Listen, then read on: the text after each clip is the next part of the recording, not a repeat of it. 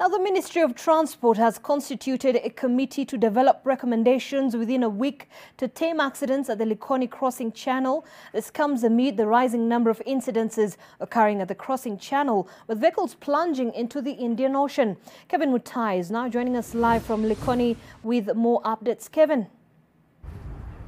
Well, indeed, that is very true, Zainab Ismail, and the committee was constituted and given an ultimatum of 7 days to come up with recommendations and review the security measures at the crossing channel. This comes after several incidences were witnessed here at the crossing channel. It is just a couple of days ago when we saw a tour bus plunging into the ocean.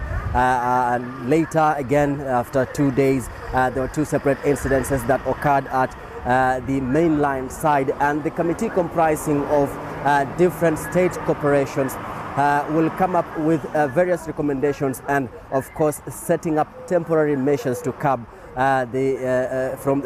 such kind of incidences from being witnessed here at the crossing channel. But briefly, let me just engage the security officer who's in charge of running the operations here at the channel, because I understand that the officers manning both sides of the crossing channel were increased to ensure that the security situation is top.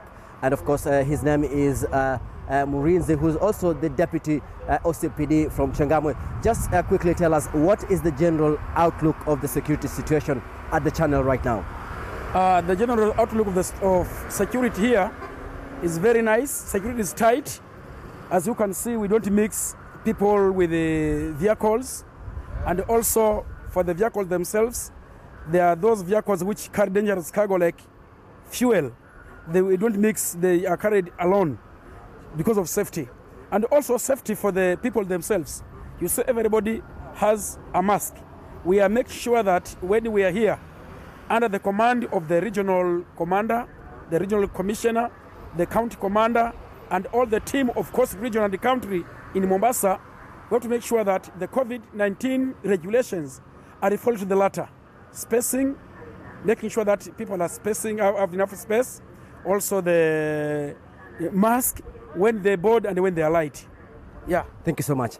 The committee will now be able to table their recommendations to the Ministry of Transport through the office of the Transport Principal Secretary Solomon Kitungu, who was here in Mombasa to chair the security meeting here at the channel, involving different stakeholders and agencies who are involved in beefing up security here at the crossing channel. Among them is the Kenya Maritime Authority, the Kenya Ports Authority, and of course also the Kenya Ferry Services.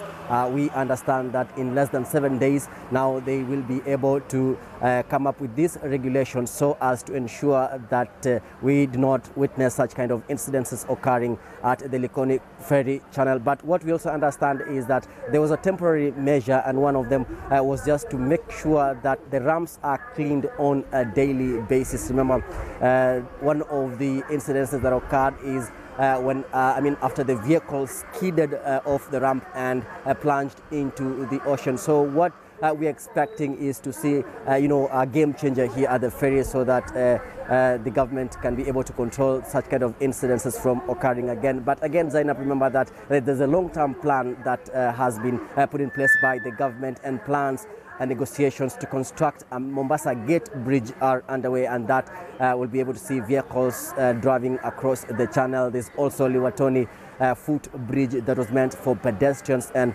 that was also aimed at relieving the ferry crossing channel from the traffic and of course a lot of people using this channel to cross. So we are here and we'll be updating you as everything begins to take shape with regards towards not only decongesting the Likoni ferry crossing channel, but of course also the most importantly, to keep it safe for use of members of the public.